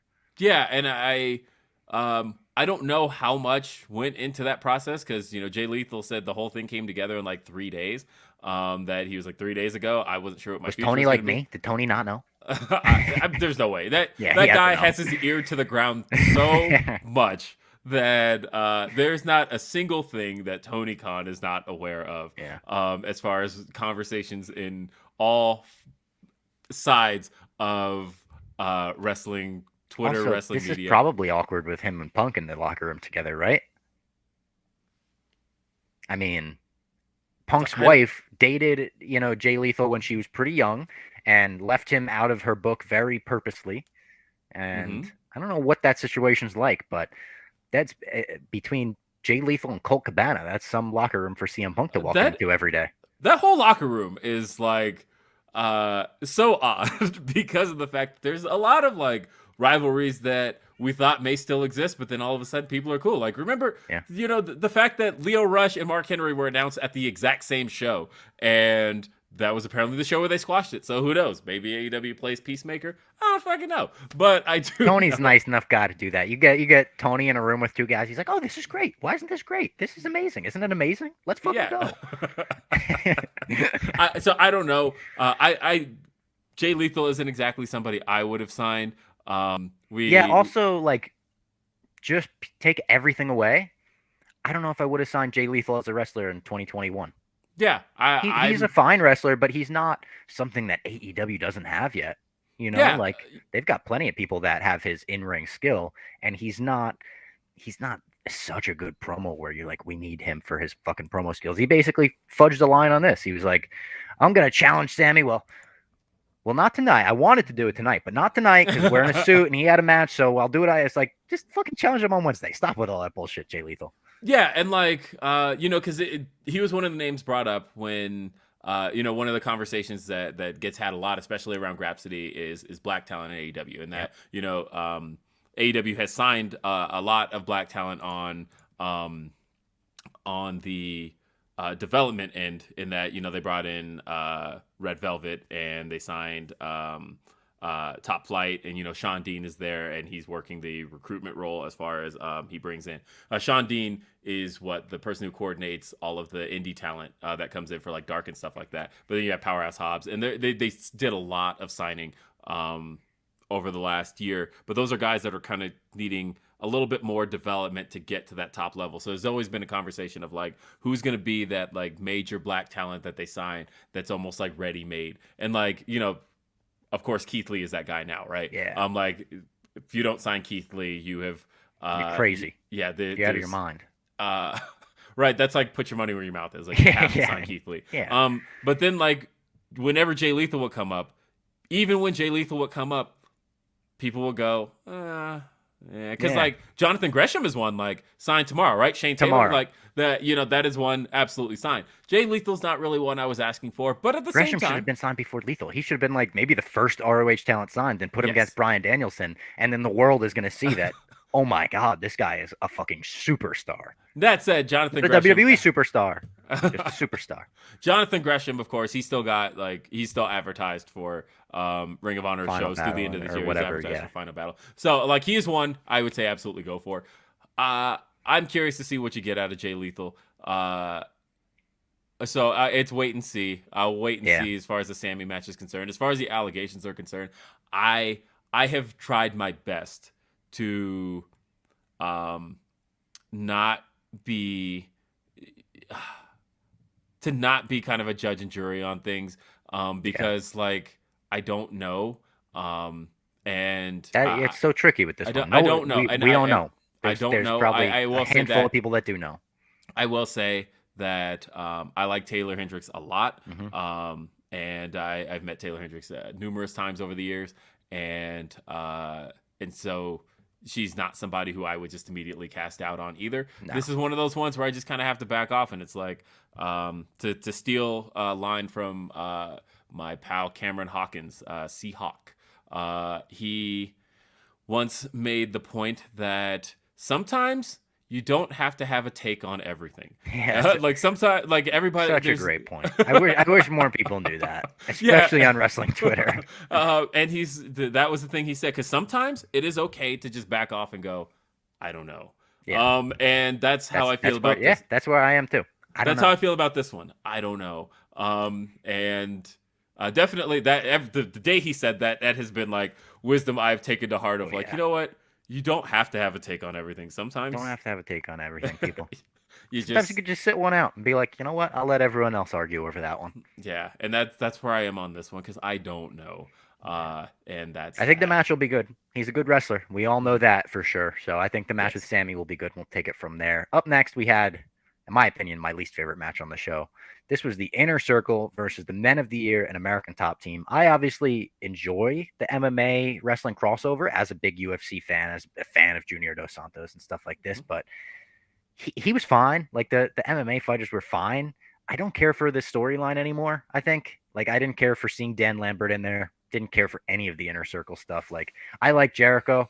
I just don't care for the Inner Circle anymore. So the fact that this went 20 minutes and it went on when it did right before the main event, I was like, oh my God, People, wrap it up. It's Oh yeah, 11:30 right that's now. where I was at. I'm like checking my watch, like, come on, guys. Yeah. Yeah, I was hoping with this being in the spot it was in, I was like, oh, remember when at All Out they did Paul White versus QT Marshall? It was like Yeah, 3 minutes. It went before the main event. It was just kind of like a match, just to kind of. That's what it should have been. Yeah, 3 minutes, I 5 minutes. thought, okay, just do a bunch of plunder, have Dan Lambert get his ass kicked, and then we're done.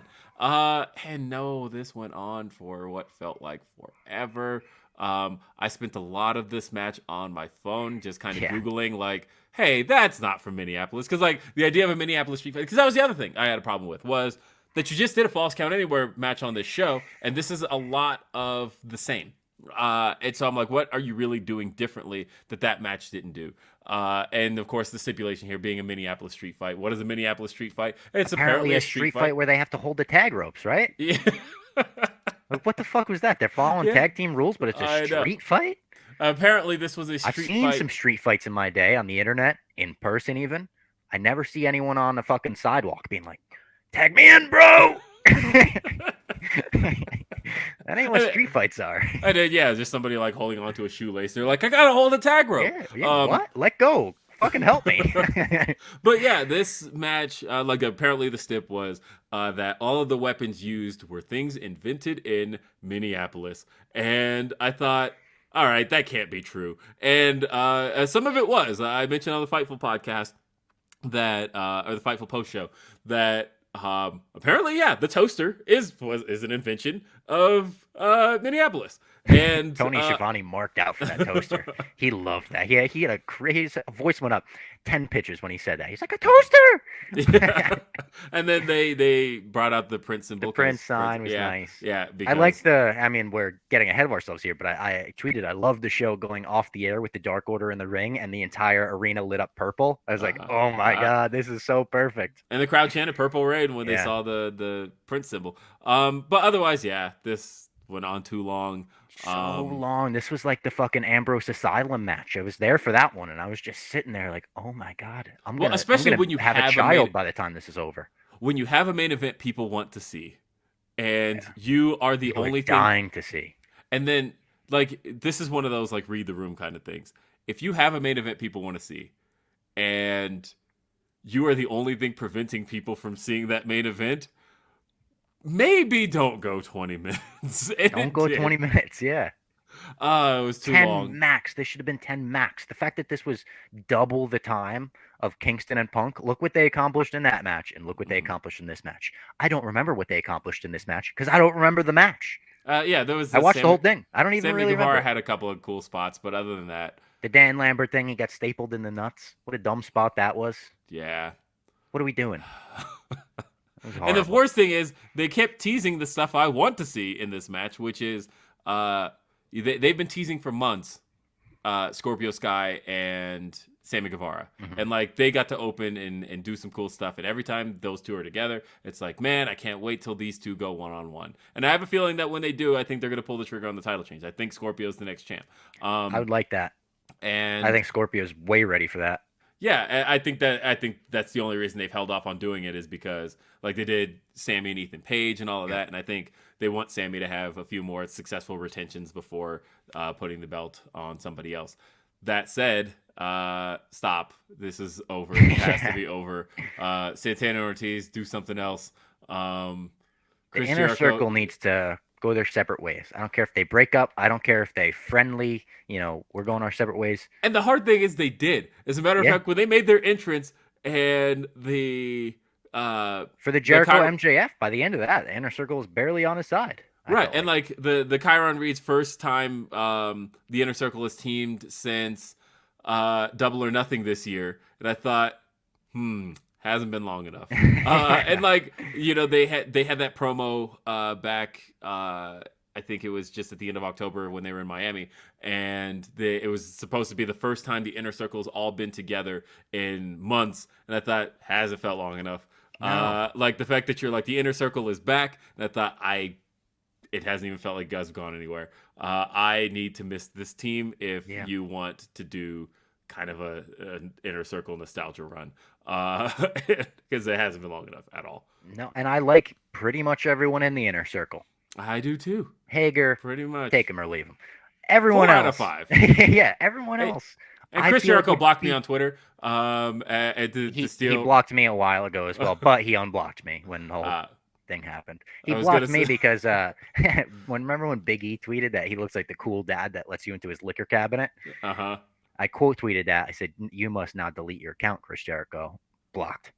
Fair Uh, enough. That was like yeah. 2012, 2013. I mean, I love Righteous Reg. His constant go to is the block by Jericho, baby. And so that bit is so good. And because honestly, it's almost, and the weird thing is I don't tag Jericho in anything. So Yeah. like, because I have a thing against tagging wrestlers. If I have a negative opinion, I'll Same. really only do it if. And you know what? Backstory on this. Do you know what made me realize that I needed to start doing that? Was one day in 2014, I was sitting next to Maria Kanellis, and it was the time I had hosted. She hosted RBR. Oh yeah, and I remember. and yeah, she was sitting right next to me, right? And like right before we start the show, she opens up her phone and hits her notifications, and the amount of shit people think they can just say to real people because they're famous pro wrestlers was like mind blowing to me, and I was just like, you know what? I don't want to be one of those people. Yeah, I you don't could gotta never add be to one that. of those people. Yeah, and I'm like, because she's a real person and she very much could see it. Yes, she is. That you definitely do get the verified tab, so you do have at least the benefit of that. But other than that, like just seeing that it's real people, I'm like, you know what? Never, not me. Yeah. I'm not gonna be that guy unless I'm looking for a response. That's the only reason I would ever tag somebody is if I'm looking for a response. And that is my advice to you, anybody who is on wrestling Twitter or any other platform where you can tag people. Just remember they're real people. They can see it. And they probably will see it. That's the other thing is like, I know you maybe send this out into, oh, it's a void, whatever. They're probably going to see it. I know Yeah. a lot of wrestlers check their notifications. And like you said, a lot of wrestlers even will like look up their name. Let's see what people are saying about my match. Wrestlers get out of the ring and they're excited about it. And they click on it and read, 100 negative things. That's only going to kill people's love of the business. And you're only going to add to that. So I couldn't sign off on that anymore. Don't add to that. Don't be one of those people. If you want to tweet something negative, fine. Don't tag them. Like they don't need to see that shit. That's your They don't take. need to. It's your yeah, opinion. and that's the thing is like if they're gonna search and look it up, then that's fine. You didn't necessarily throw it out to them. They kind of sought it. But fine. like, would you walk up to them, at a meet and greet and be like, "Your character's horrendous. The booking's bad." Like, you wouldn't say this stuff to them in person. So it's like, not like they would beat you up in person. You just wouldn't do that because it's a dick thing to do. So it's like just kind of follow that method of would I say this to them if I ran into them on the street? No, maybe don't say it to them on Twitter. Exactly. Yeah.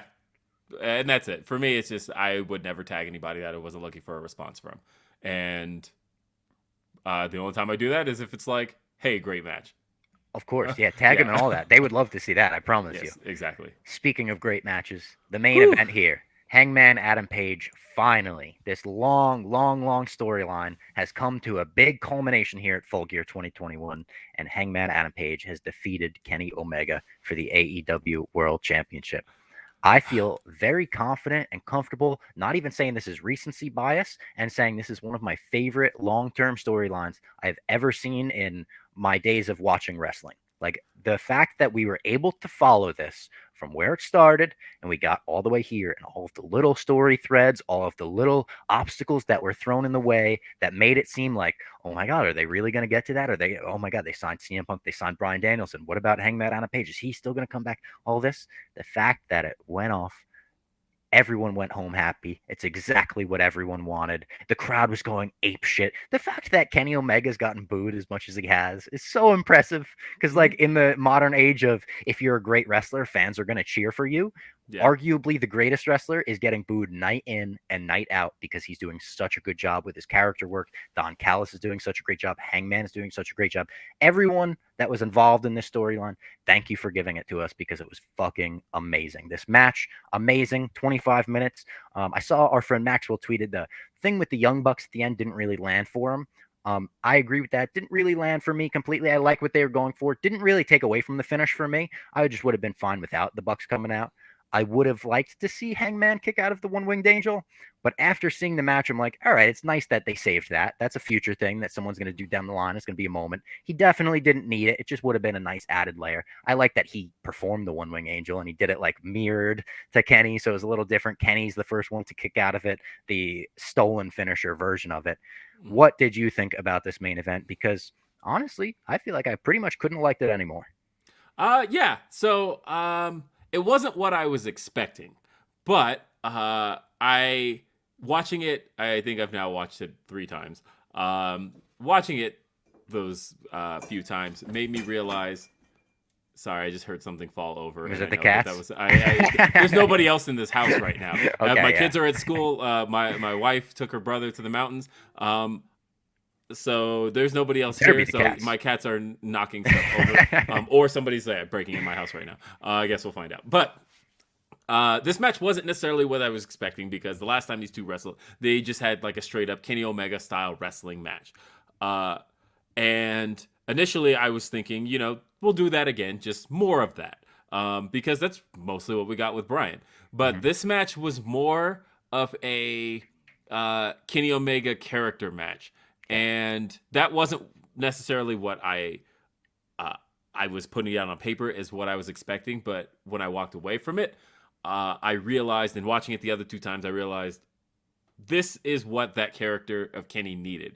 This was, Kenny had been using underhanded tactics and using Don Callis and using the Young Bucks to hold on to the title as long as he has. And essentially, this was now the match where he tried all of that, but at the end of the day, Hangman overcame it. And so watching it the other 2 times, I realized I like it as much for that. And I did like it. I liked the story of this match.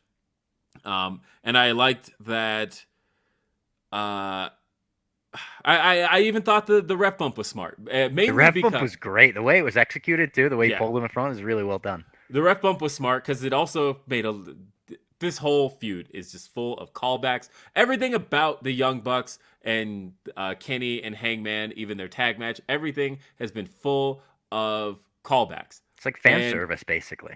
Right. And one thing that I had been noticing, because I'm just weird and I analyze things like that. For those who don't know me, Robbie knows me.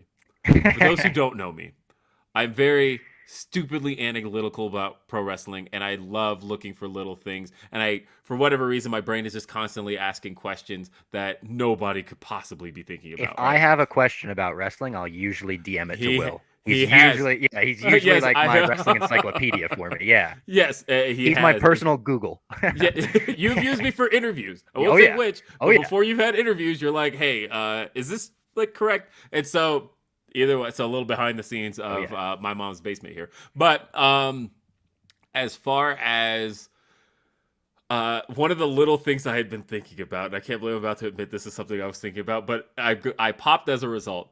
I thought to myself, when is the last time that Aubrey Edwards has called an AEW World Title match? And I went back, and it's been a long time, because it's usually because she's like almost like their main ref. I feel like and Paul Turner's usually been calling him. She did call the one in Impact. I'm not going to count that for this sake, but otherwise, most of the year it's been Paul Turner. It's been Bryce Remsburg has called him, and it's been Rick Knox, but we really haven't seen Aubrey like calling these matches, right? Like, and my brain was like, is there like a beef with her and Kenny or something? But like, no, they host, they do all the AEW game stuff together. Not a chance. But I'm like, for whatever reason, Aubrey has been away from these matches, and so it popped me thinking about having that like buried in my head as long as it's been buried there. And then when she hits the ring, and I'm like, Aubrey Edwards in a world title match. It's been so long. And she makes her way down. And the crowd didn't know all of those analytics that you did, but they popped like they did. They were so excited to see Aubrey.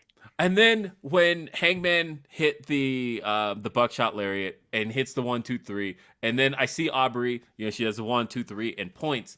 Immediately, my brain goes to the visual of the first AEW World Title match, which was Hangman Adam Page versus Chris Jericho. Yeah. Hangman on the mat with Jericho getting the victory. Aubrey Edwards was the referee for that match, and she's pointing with Hangman down on the ground. And I thought you could put those shots side by Yeah. side. Someone And should. That'd be awesome. so there were little things like that that I enjoyed here. But the match as a whole, I just had a lot of fun with, and it gets more fun with subsequent watches. And this was the moment Yeah, you don't Hangman have needed. any doubt in your mind like Hangman's gonna do this. Like when you rewatch it, you're like, all right, yeah, it's a happy ending. It's like I'm Yeah. rewatching Return of the Jedi right now. Right, exactly. Although I would say the doubt in my mind was from the ref bump. All of a sudden, there's a little bit of doubt cast of like, well, we're here. Maybe not. I actually did like the Young Bucks thing only because of, again, I just It's a good callback, yeah. I'm a nut for callbacks because, look, man, I watch Marvel movies. All right, they're my favorite thing in the world, and there's nothing I enjoy more than something that I remember from a previous movie and being rewarded for remembering that. And It's then the best. yeah, The whole of the MCU is like better than the movies themselves because you get those moments where you're like, oh my god, they fucking brought that back. Are you kidding me? You turn to your friend, you're like, yeah. oh my god. And so the idea that Hangman Adam Page at All Out 2019 had asked the Young Bucks to be in his corner and they wouldn't, and he lost. And they came out here to be, we weren't sure what they were coming out here to do. And then they gave Hangman the nod right before he hits a buckshot lariat. And it was a buckshot lariat that wasn't even, that was just like the exclamation point. He had already hit the previous one. He had already hit the previous one, and this was just like a one more for good like measure. Put him down, yeah. Yeah, so it wasn't like he needed the Bucks' approval to win, but just having it there was like the ultimate seal of approval from this everything that's been going on for the last 2 years. And where are they going from there with Kenny and the Bucks now? Yeah, right. Because super interesting. There's little things that, like Adam Cole tweeted. He tweeted a picture of him and the Bucks, and he said the best trio in all of pro wrestling. Except there's another trio, which is the Bucks and Kenny. So like, there's a little bit going on there, and there's so much you can do here. There's so much you could do going forward. It's one of the main things I love about AEW is I feel like WWE a lot of the time after pay-per-view, you're like, all right, they'll do that. They'll go here next. This person's obviously next. AEW, there's so many storylines across this whole show where I'm like, yeah, I don't really know what they're going to do with that person next. I don't know either. And unpredictability is so fun. and I love it because it's unpredictability in the sense that there's options, right? Because everything. The funny thing is AEW relies so much on callbacks that I start thinking back to like, okay, what callback can we make next? Because now I'm like, okay, Double or Nothing 2019 had Bret Hart presenting the AEW World title and unveiling it to the world, and then Hangman Adam Page came out, and then MJF interrupted, and he talked trash on Bret Hart and and Hangman Adam Page over the AEW World title, and Double or Nothing is supposed to return to Las Vegas this year at the MGM Grand. So what if the main event of Double or Nothing 2022 is Hangman Adam Page versus MJF for the world title, that same belt that they were both in the ring vying over? There's so much bring you can Bret do. Hart back. Have him present it at the end of the match. Bring Bret Hart back. Yeah. There's a lot you can do there. And so there's a lot. I'm surprised they haven't brought Bret back, to be honest. I mean, that's one of the few things that surprises me. Like they're doing the Owen Cup. He'll be back. I wonder if he'll be involved with that. Yeah. And so I think that's maybe where we see him. But either way, there's a lot of stuff, and I'm just happy. I was happy with that ending. And the coolest little shot there was so my son pointed out, because Revolution and Full Gear use the same stage. They both have the little Videotron they have the video ramp.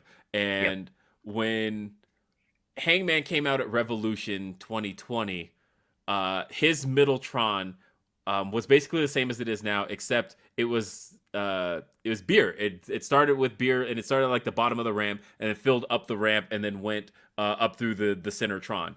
And Billy pointed out that wasn't there this time. He was like, it's the same Tron, but Billy's like, but the beer's gone. He is your son. And I thought, yeah, he is my son, right?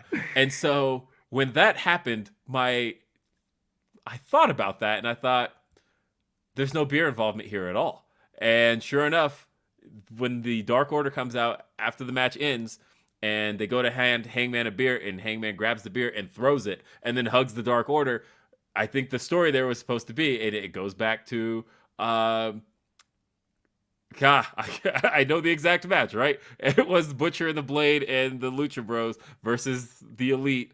They had that match in, I want to say, like February of 2020, and it was probably in Austin, Texas. But anyway, they had that match, and the Elite lost. And Matt walked up to Hangman, and he's like, he said, I was going to ask you what your problem is, but I already know, because he tells him it's his drinks. And it was like, that's always kind of been the underlying issue, that Hangman is known for his fun-loving, having drinks, partying, but at the same time, it kind of held him back. And for the first time, he was focused, and when he won, he didn't want He didn't need it. Yeah, he didn't didn't need want it. He it. Yeah. tossed it, and instead just hugged the Dark Dark Order's Order. going to give him a 30-day chip in 30 Yep, days. and they hoisted him on their shoulders, and Great happy shot ending. to end the show. Yeah, so Great great. Like I shot. said, the purple for Prince, for Minneapolis, all of that for the Dark Order. It was like you couldn't ask for a more. It was like a painting. You could make Yes. the Rocky ending when it like freeze frames into a painting. Like you could do that with this, and that's what a lot of AEW shows do. That's why I love this company so much. That's why Will loves this company so much and goes to so many pay-per-views, because they send you home happy. They actually care about that. Yeah, I love just going home happy, satisfied. Yeah. I honestly, at the end of the show, I was like, I wish I could have figured that out. And I like figured out a way to make that happen. But regardless, it was a great show. Another great show, yeah. It ran long, definitely. And at the same time, on one end, I'm like, these shows are 4 hours. But on the other end, I'm like, they only do 4 a year. Yeah. And if you don't get it done on this show, your next opportunity is not till February, and we're way off from that. And so I guess this is what you have to do. You have to do it. A lot of the matches ran long, but like by the end of the night, I wasn't like, oh my God, I can't believe I watched that whole show. It was like in the moment, you're like, this match is running a bit long, but afterwards, like 4 hours for a wrestling show, it's an hour longer than Raw. Yeah. Sure. Yeah, and it's not bad. And so I'm happy. I wonder what does end up happening, because January 8th they have the Battle of the Belt special. Yep. That's happening on TNT, and they're doing 4 of those a year, so that kind of opens you up to like 8 pay-per-views a year in a sense, or at least 8 special events. I didn't realize they were doing 4 of those a year. That seems like a lot. Yeah, well, and they're doing 4 of them a year, so all of a sudden now. Oh yeah, because that's when they're going to TNT. Yeah, I forgot about that. Yeah, because they're moving off of TBS, and so they're moving off of TNT and onto TBS, and so they're doing the 4 specials once a year on TNT. I do love that they do that though. Like the Dynamite special edition episodes are like one of my favorite things the company does. It makes TV feel important, feel special. Exactly. But I do wonder what they're gonna do, if that's gonna kind of open up the pay-per-view schedule a little bit, and it's like, well, now there's not so much urgency to get everything on a pay-per-view card, because now we have 8 opportunities a year to do these things. So I don't know, but I know those aren't going to be 4 hours. I think Meltzer said they're only going to be 2, or they're only going to be 1. If it's only 1, then yeah, you're gonna get 2 matches maybe. Yeah. So if you do it as 2, I think that probably would be better. But we'll see. We'll see. That was AEW Full Gear 2021. This was a blast. We'll have to do this again. I know that's the thing we just said. You do that at the end of every podcast. But we've done so many podcasts together that we really should do this more often. Yeah, we should. Absolutely. Will, thank you very much for joining me. Tell the people where they could find Grapsody, where they could find you on Twitter. So you can find Grapsody. Grapsody is Grapsody Pod. That's GRAPSODY POD. Follow Grapsody Pod on Twitter. I am William RBR. That's also my Instagram. It's literally all of my accounts are William RBR. If you want to add me on Xbox Live, I'm William RBR. I know your Twitter says Will Washington now, and I'm like, I know him as William R. Washington. Where did that R go? You know what? Honestly, that was just a case of like, Will Washington was actually. You know what? This is an exclusive for my mom's basement. You want to know where Will Washington came from? Yeah. So I happened to be at my parents' house recently, and I found, look at this. It says 2001, A Columbia Odyssey. This is my 8th grade yearbook. Oh, right? yeah, the Odyssey books, yeah. And so I had scrolled through my 8th grade yearbook, and all of a sudden I find, and I had braids at this time, right? So let's see, my 8th grade yearbook, and I see this guy right here, right? And it said Will Washington. It says Will Washington. That's me. And look at the shirt I'm wearing. That's a Triple H shirt. That's the I am the game. Shit. That's the I am the game T-shirt that he had back in 2000. That's how long this has been a thing for me. Way long. It's been my whole life. But anyway, I saw that and I was like, Will Washington is like kind of catchy. And why did I abandon that? Like, that was my name through middle school and like the first part of high school, and then for whatever reason, you know what it is? My best friend Carolina, whenever she like has to she wants to reprimand me for something, she always goes William R. Washington, and like that has been a thing, and so it's just that became the name I ran with. But I realized that's how I saw Will Washington. I'm like, I'm gonna do that for a little while, and that's been it for me. Yes, and so that's it. No more palindrome of WRW. I am Will Washington, and that is me going forward. If you're listening to this show and in the future, anytime in the future, you have a question about wrestling, tweet it to Will. He knows the answer. Yes, that's what He's got you covered. He's got you covered. That's what I do. And definitely check out GRAPSODY though. It's on every Saturday, youtube.com/Fightful, and we're on every Saturday. You can watch live, right? You could tune in, you live, put stuff in the chat, join the show, stuff like that. Yeah. Send us super chats, humper chats, all that stuff. And it's great. We're live, noon Eastern, 9 a.m. Pacific, and that's youtube.com/Fightful. It's also on my, because we use StreamYard, just like everybody else does. So it streams to everything, but specifically youtube.com/Fightful. Everyone check it out. Will, thank you for joining me. This has been the My Mom's Basement edition of Full Gear 2021.